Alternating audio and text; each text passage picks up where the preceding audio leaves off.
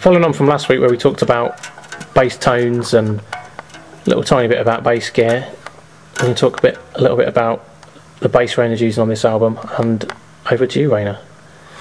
Well, this is a Dean Edge Q5 A sharp. Yeah. I'm glad we know what our tuning is. Well, what I do. We've changed the pickups in it from stock ones. They were stock active Deans, weren't they, before? Yeah. And we changed to, we went through a few different combinations. Yeah, different EMGs, didn't we, in the end? Yeah, basically. Tried about 3 different ones. Yeah, to get the tone that we wanted. What is it again? It's a P5, isn't it, one of them? P5 and a J. Yeah, that combination just sounds really good for the kind of stuff we do, doesn't it? Yeah. And yeah, definitely, yeah. So, yeah. I haven't got my other bass with me, so that will have to be on a future video. And what is the other bass? 4-string Demonator, Dean Demonator, through neck. And that one sounds really good, doesn't it? Because of the through neck, it's got a sort of a really solid sound, and that's in the other tuning. So yeah, I mean that's sort of what spurred us on to change the pickups in this, because yeah, it's got the actives in that one as well. It's got the actives, yeah, and the sound of it's just more. It's more like an EMG sort of pickup sound, isn't it? Yeah, you get quite a good attack, sort of walky tone off it. Yeah. And what about the strings that you're using at the minute? Pro Steel. Yeah, Pro Steel to Dario's, isn't it? Yeah. And what was it? We used to use Elites, didn't we, a long time ago on Worlds, and yeah. But on Shadows we tried a few different sets, and we ended up with the. Well, we looked into it more, didn't we? Yeah, and we ended up with the Pro Steels because you get that more sort of piano-esque sort of tone, don't you? Yeah. Yeah, more sort of attack and. Yeah, much nicer sound. Much prefer it. And the strings last a lot longer as well. Yeah, it would seem. No more of that broken bottom string. I'll try to transcribe it to a higher register. Just to get through rehearsal. Chris Makin asked a question about the span of frets Rayner could reach with his hands. So over to you, Rayner. So I thought, as well as doing it on my bass, I'd try it on Leon's guitar as well. And it turns out that I can get to 10. It would see, so I can do 1, 10 to 10. Can you do the octave? Oh yeah, it's not 24. It's only got 21 frets in it. So I got 21 this one. Yeah. Should have got a proper guitar. Yeah, 10. So there you go. 10 frets. Yeah, so I can just about do 6. Wasn't it? I believe. Something like that.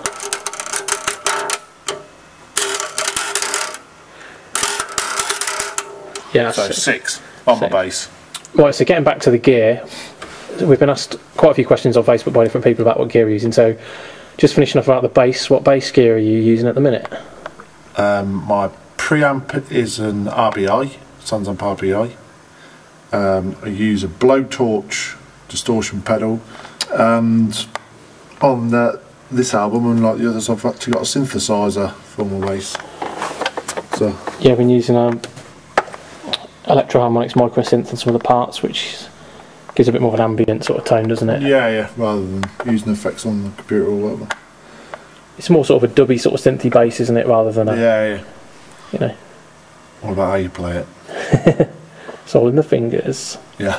That's what they say.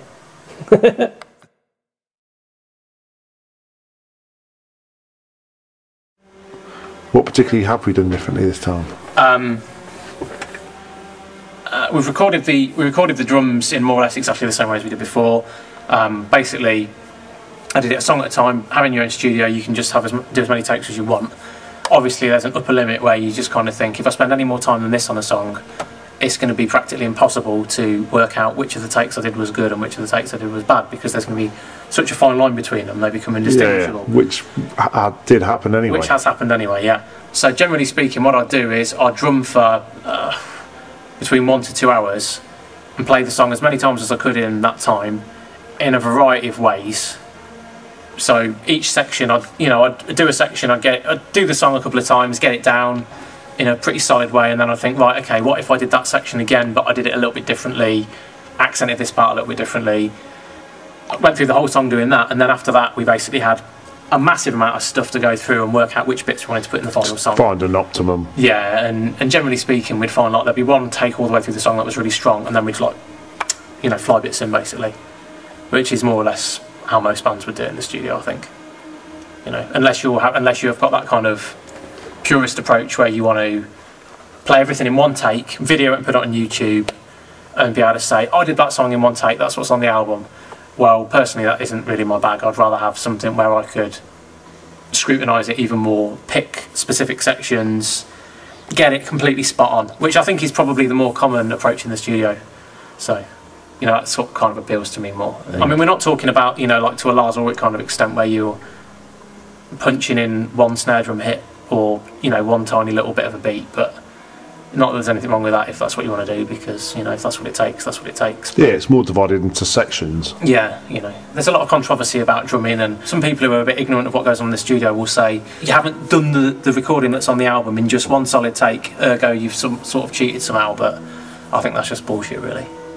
Yeah. Yeah. So the way the drums were played a bit differently on this album to how they were played on Shadows, because on Shadows, the drum we sort of worked on getting the drums kind of, I don't know how to put it really, sort of hyper-regimented, so they had like a quite militaristic feel all the time.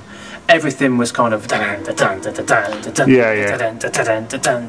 it had like a groove, but it was kind of like a really hard all the time, you know. Yeah, yeah. Always like a kind of 4/4 feel on everything, even like triplet parts. It was always like Yeah, I know what you mean. Yeah. Whereas on this one, we've kind of had it, even though it's been to a click, we've had it kind of rushes a lot more, and bits come in and it's more bombastic and things like, yeah, you know. I think bombastic's a good word for it. Yeah. It's probably tighter as well, but tighter but looser. Yeah. You know. Yeah. We've done a tiny bit of recording of a few things that aren't going to be on Strange Loops. They're going to be on the next album, and it's been quite interesting because we've been kind of thinking, you know, if you know, what we're going to do next. What's the next step? It's quite sort of weird to think we've come to the end of this album and now we're going to, after such a long genesis, and now we're going to be going to, you know, towards something else. It's weird. Yeah. And what is the next step? Me learning how to actually play? Maybe. No, that'll never happen. I'll ruin the fun. Fortunately, I've got a midget trapped in my shed that can play bass. Can you pick up your bass? I just lie it down. It does a little jig on it. We're recording everything in Cubase again, so that's been fun.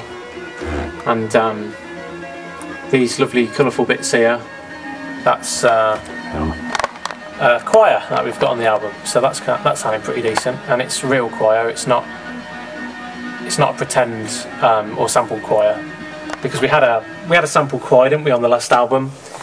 Yeah. And on Worlds we had sort of sample choirs in the same way that a lot of bands have sample choirs, and I don't know, it just wasn't cutting it, was it? We mixed it, and I've mixed quite a few albums with sample choirs on, and I don't know, I always personally find it's a real struggle to get those sample choirs sounding great in a death metal or an extreme metal context. Yeah, it's synthetic. Yeah, they all sound, you know, I'm not trying to say that they don't work with those genres of music, but I think they're just always really hard to mix, and I don't know, they just never quite cut through all the, you know, the kind of vocals are never quite right for what you were attempting to go for. You know? No, it's like you say, it's always been something we've managed to criticise as not being perfect. Not being perfect. I mean, on previous albums we always got the choirs to do what we wanted, but on this album we dialed in, like, you know, dialed in some settings, and, you know, we want this kind of cinematic effect on these bits, and we were like, we were really underwhelmed. Yeah. So we decided this time that we were gonna, you know, get proper vocals on it. Yeah. So get a proper choir on it. So that's what we've done.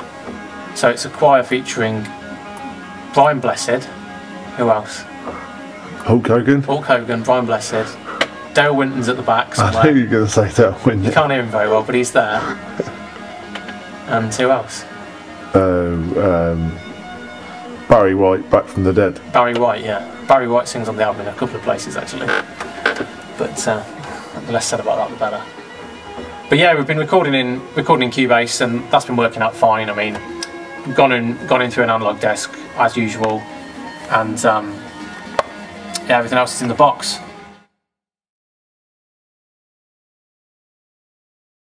So yeah, the question arose of playing live or not. Or not. Basically, yeah.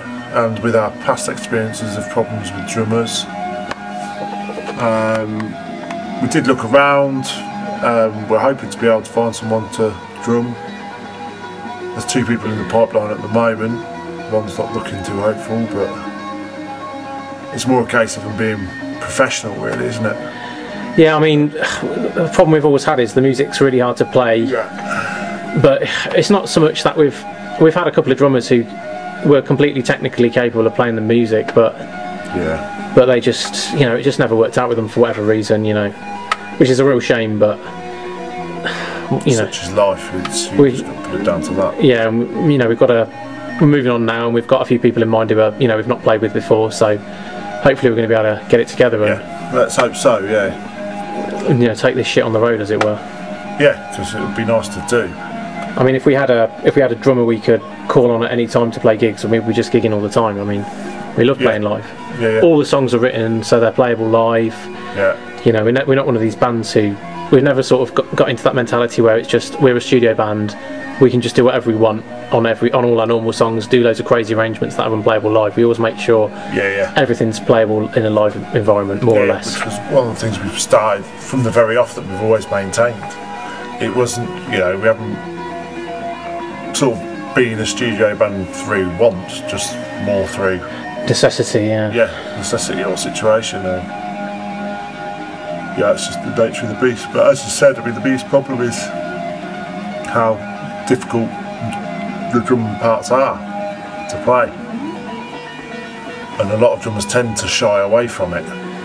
Can't blame them, really. No, that's true. And we already decided a long time ago that it doesn't really work without me playing guitar. Even though I could play the drums live and we could get someone else to play guitar, then it starts to sound like quite a different band with someone else playing the guitar parts. Yeah. The lead guitar, anyway. You know, we've got Tom from Sarpanatum doing live rhythm guitars for us, and he's really good. He's great, you know. Yeah. You know, he really nails it. So, with him playing rhythm and me playing lead, then we just need a drummer, basically. So.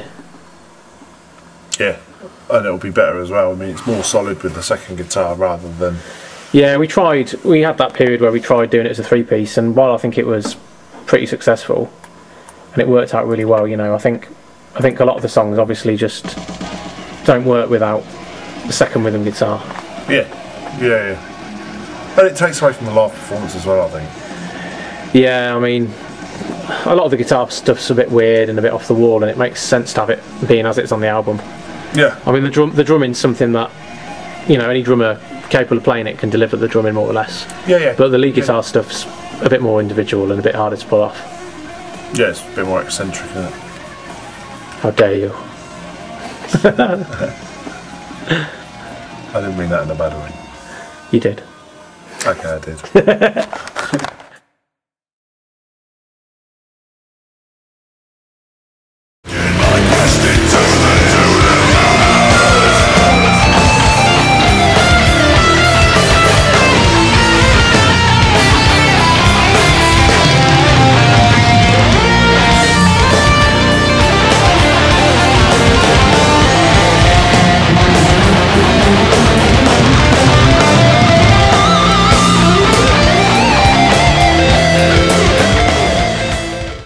I guess at the end of this video we can let people hear a bit of a new song.